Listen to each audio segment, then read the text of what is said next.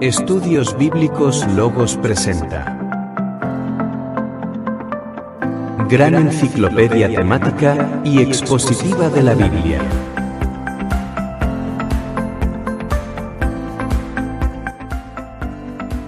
En esta sección presentamos El huerto en la ciudad de Edén. Analizaremos y descubriremos el cauce de sus 4 ríos, según las Sagradas Escrituras.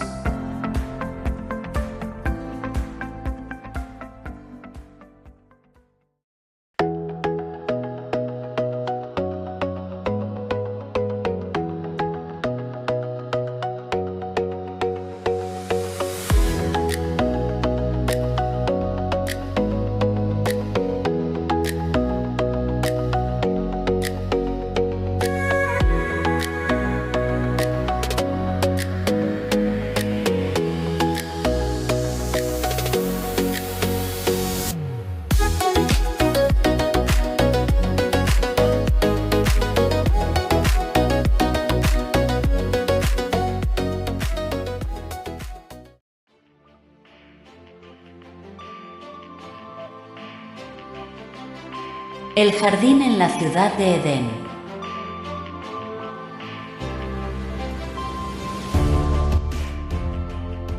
La exclusividad del registro bíblico.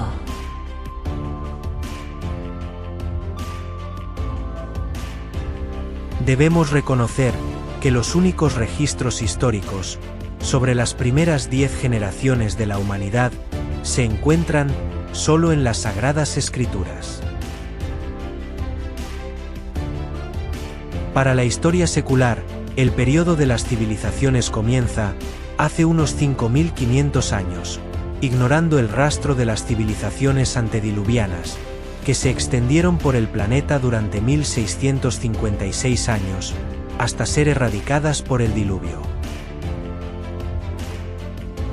Por ello, nuestra reconstrucción de este periodo descansa, exclusivamente, en la revelación bíblica.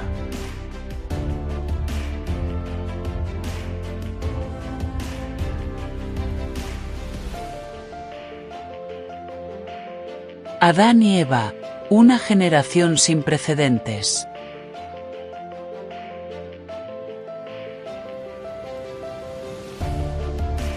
La primera pareja se distingue por ser la única en la historia sin ascendencia humana. Sin padres, hermanos, ni lazos de parentesco previos. Su desnudez inicial no era falta de pudor, sino un reflejo de su inocencia absoluta. Eran seres que apenas comenzaban a descubrir las formas de la vida bajo la tutela directa de Jehová.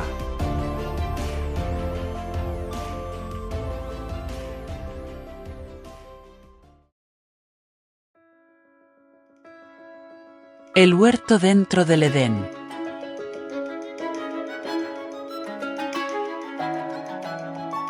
Es común confundir los términos. Pero la Biblia es específica. Dios plantó un huerto en una ciudad llamada Edén.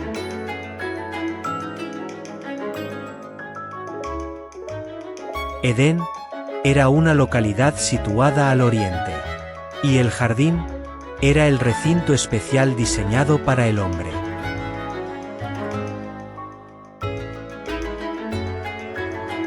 Y Jehová Dios plantó un huerto en Edén, al oriente, y puso allí al hombre que había formado. Y Jehová Dios hizo nacer de la tierra todo árbol delicioso a la vista, y bueno para comer. También el árbol de vida en medio del huerto, y el árbol de la ciencia del bien y del mal. Génesis 2, versos 8 y 9.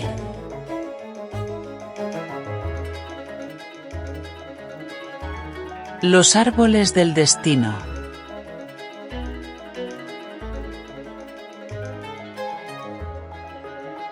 En el centro de este ecosistema perfecto, destacaban 2 árboles con funciones espirituales y físicas opuestas.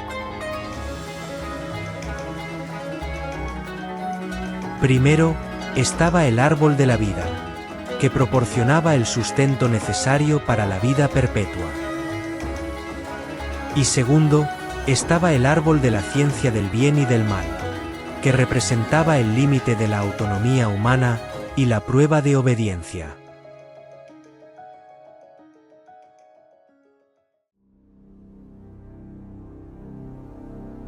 El mandato y la advertencia.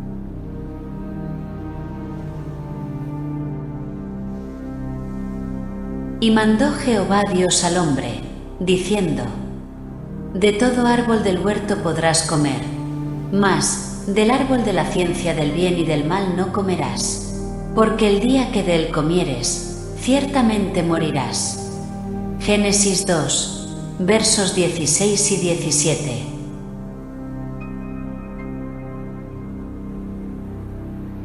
La libertad en el huerto era casi total, con una sola restricción que definía la soberanía de Dios sobre su creación. Esta advertencia establecía que la muerte no era parte del diseño original del hombre, sino una consecuencia jurídica de la desobediencia. Al comer del fruto prohibido, el hombre le daría a la muerte la potestad legal sobre su naturaleza.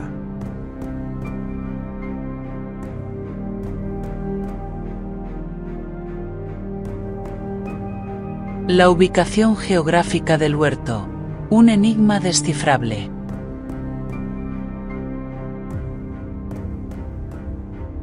Ubicar el Edén en el mapa moderno no es una tarea imposible. La Biblia nos proporciona coordenadas geográficas basadas en una red fluvial. Gracias a la tecnología de imágenes satelitales actual, podemos buscar el punto de convergencia de los 4 ríos mencionados en el relato, lo que nos permite situar esta ciudad paradisíaca en una zona geográfica real y tangible.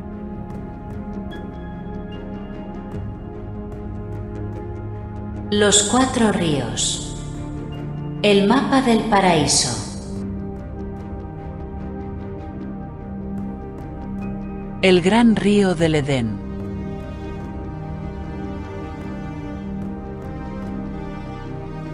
La Biblia nos ofrece una descripción hidrológica precisa para localizar el origen de la humanidad. No se trataba de ríos aislados, sino de un sistema conectado.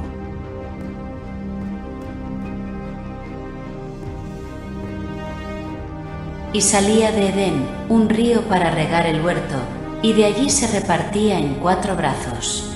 Génesis 2, verso 10. Este gran río del Edén cumplía la función de irrigar el jardín, y al salir de sus límites, se bifurcaba en 4 grandes vertientes. Si logramos identificar el punto de convergencia o el origen común de estos brazos, habremos dado con la ubicación geográfica del paraíso.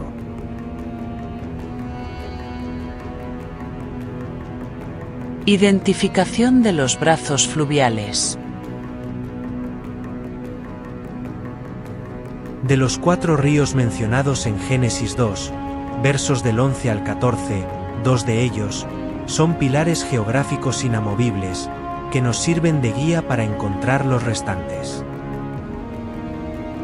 En primer lugar tenemos el Hidekel, mejor conocido como el río Tigris. La Biblia indica que fluye hacia el oriente de Asiria. Es un río plenamente identificado, que nace en los montes de Turquía. En segundo lugar tenemos el Éufrates, que es el río más emblemático de la región mesopotámica, cuyo origen y curso son conocidos desde la antigüedad hasta hoy.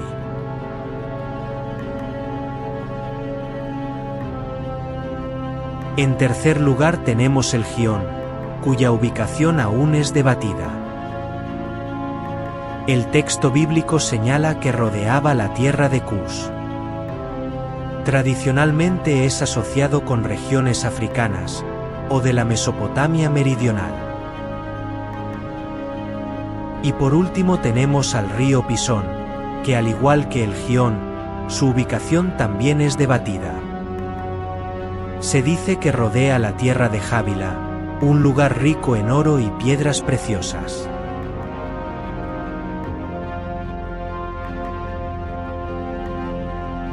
La pista de la tierra de Jávila.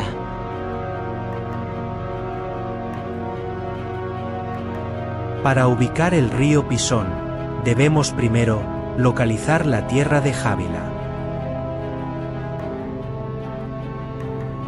Ahora bien, cruzando la información bíblica con el libro de Jaser, o libro de los justos, encontramos que Jávila se situaba frente a Cades, en la faja montañosa de Seir. Esta región se extiende hasta Ezión-Geber, en la ribera norte del Golfo de Acabá. En tiempos posteriores, esta zona sería el territorio de los amalecitas, descendientes de Esaú.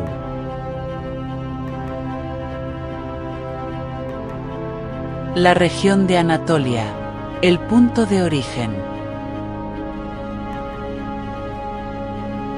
Si el Tigris y el Éufrates nacen en la Anatolia turca, específicamente en las tierras altas de Armenia, es lógico buscar allí el nacimiento de los otros dos brazos.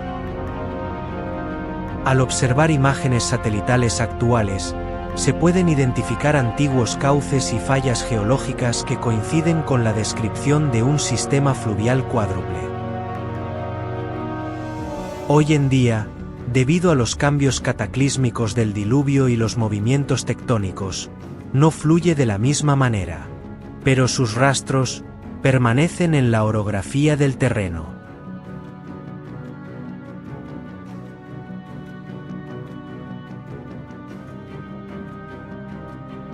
El Pisón y su conexión con el Jordán. Según el análisis de las fallas geológicas y los paleocauces, el río Pisón no es otro que el sistema que hoy conocemos parcialmente como el río Jordán. En el mundo antes del diluvio, este río tenía una extensión colosal. Nacía en la Anatolia turca, compartiendo fuente con el Tigris y el Éufrates. Descendía bordeando la zona occidental de Siria y el Líbano, atravesando Palestina y rodeando la tierra de Jávila, que es la región que va desde Seir hasta el Golfo de Acabá. Finalizaba su recorrido vertiendo sus aguas en el Mar Rojo. Hoy en día, solo quedan tramos fragmentados de este sistema. El segmento que unía la Anatolia con el monte Hermón desapareció debido a los cambios tectónicos, dejando al Jordán actual como un río aislado. Sin embargo, las imágenes satelitales revelan canales secos que conectan estos puntos, confirmando que el Pisón rodeaba efectivamente las tierras de Jávila.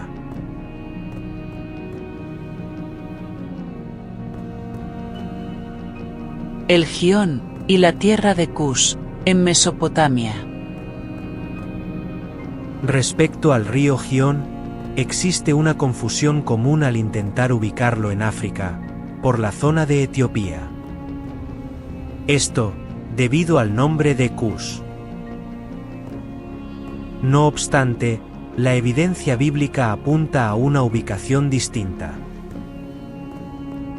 La ruta del Gión era la siguiente: salía de la Anatolia turca hacia el extremo oriental, bordeando las tierras donde Nimrod, hijo de Cus, fundaría más tarde ciudades como Nínive y Cala en Asiria. Esto lo podemos encontrar en el libro del Génesis, capítulo 10, versos 11 y 12. Este brazo del gran río del Edén fluía hacia el mar Caspio.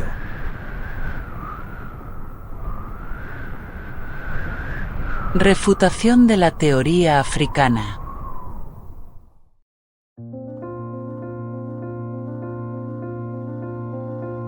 Es un error metodológico asociar el río Gihón con el río Nilo o Etiopía. Si los 4 ríos partían de un mismo punto en Edén, es geográficamente imposible que uno de ellos naciera en Turquía y otro en el centro de África.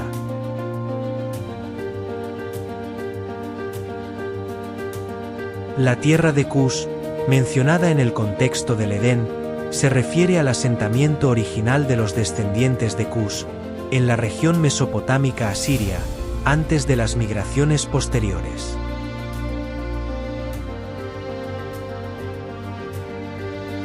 No podemos situar el río Gihón en África, basándose únicamente en el nombre Cus. La evidencia bíblica e histórica demuestra que la tierra de Cus, original, estaba en la región de Sinar, Sumeria, más tarde conocida como Mesopotamia. Nimrod, hijo de Cus, fundó las primeras ciudades del mundo postdiluviano por la región mesopotámica: Babel, Erech, Akkad y Calne.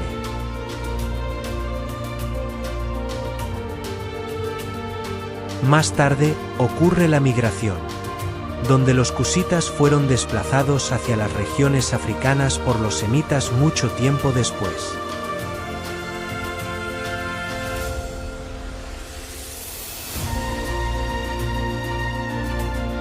Por lo tanto, el Gihón del Edén rodeaba el asentamiento mesopotámico original, no el territorio etíope actual.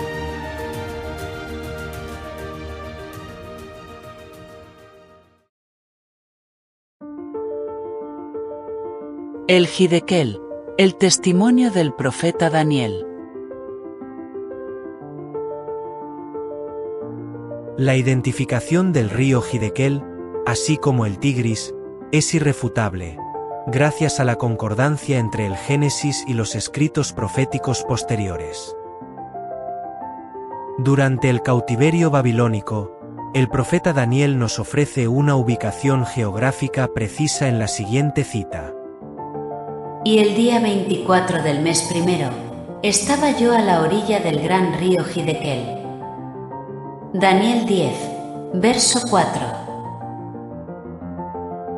En Babilonia solo convergían 2 arterias fluviales de gran magnitud, el Éufrates y el Tigris. Aunque Daniel menciona también el río Ulai, en Daniel 8:2, este era de un curso menor, situado en la provincia de Elam, Susa. El Hidekel, por su parte, es descrito consistentemente como el gran río que fluye hacia el oriente de Asiria. El Éufrates y el foco de división. El cuarto río, el Éufrates, permanece como el referente geográfico más estable hasta nuestros días. Siendo el hermano mayor del Tigris, ambos nacen en las tierras altas de Anatolia y desembocan en el Golfo Pérsico.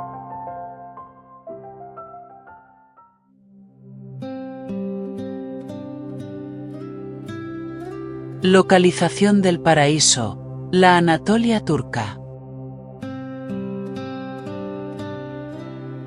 Al triangular el nacimiento de estos 4 brazos, el Tigris, el Éufrates y los paleocauces del Gihón y el Pisón, el foco de división apunta directamente a una zona específica en la Anatolia turca. Actualmente, en esa zona se encuentra un entorno natural cuyos rastros orográficos y belleza escénica parecen ser ecos lejanos de aquel paraíso terrenal. Los textos bíblicos son claros. El río salía de Edén para regar el huerto, y luego se dividía.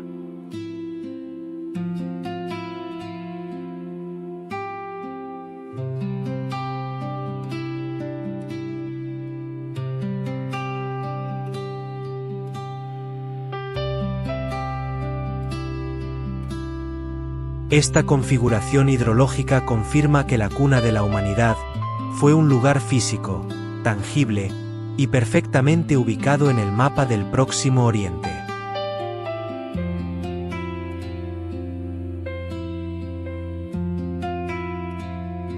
Botánica sagrada. Los 3 tipos de árboles. El diseño del huerto del Edén no solo era estético, sino funcional y espiritual. Según Génesis 2:9, Dios estableció 3 categorías biológicas distintas, para el sostenimiento y la prueba del hombre. Número 1. Los árboles deliciosos. Sustento nutricional. Eran los más abundantes, y constituían la dieta base de la humanidad. No solo se limitaban a frutas, sino que incluían hierbas y raíces comestibles, necesarias para nutrir el complejo sistema del cuerpo humano. Adán tenía la labor de labrar y cuidar este ecosistema, pues de su cosecha dependía su mantenimiento diario. Número 2. El árbol de la vida, el antídoto contra la corrupción.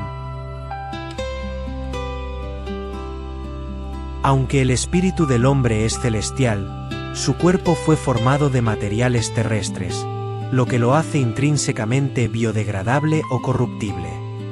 Para contrarrestar esta mortalidad natural, Dios puso a disposición el árbol de la vida. Su ubicación era en el centro exacto del huerto. Su función: actuaba como un elixir que evitaba el envejecimiento, las enfermedades y la degradación de la carne. ¿Y la frecuencia? Basándonos en Apocalipsis 22:2, cuyas hojas son para la sanidad, se deduce que su efecto era periódico. Comían de su fruto probablemente una vez al mes, extendiendo la existencia física del hombre de forma perpetua. Número 3. El árbol de la ciencia del bien y del mal. El límite del conocimiento.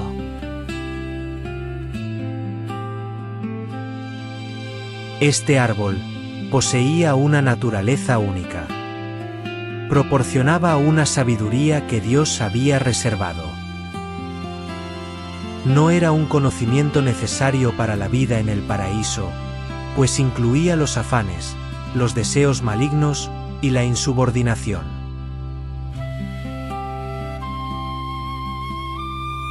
Y mandó Jehová Dios al hombre, diciendo: De todo árbol del huerto podrás comer, mas del árbol de la ciencia del bien y del mal no comerás, porque el día que del comieres, ciertamente morirás. Génesis 2, versos 16 y 17. La advertencia. Dios fue tajante al poner este límite. No se trataba de una prohibición arbitraria, sino de una protección contra la entrada del pecado y su consecuencia directa, la muerte física y espiritual.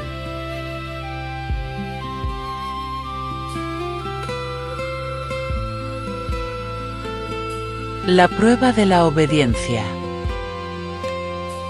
La permanencia en el Edén, con todas sus comodidades y sin la necesidad del sudor del trabajo, tenía un precio: la fidelidad.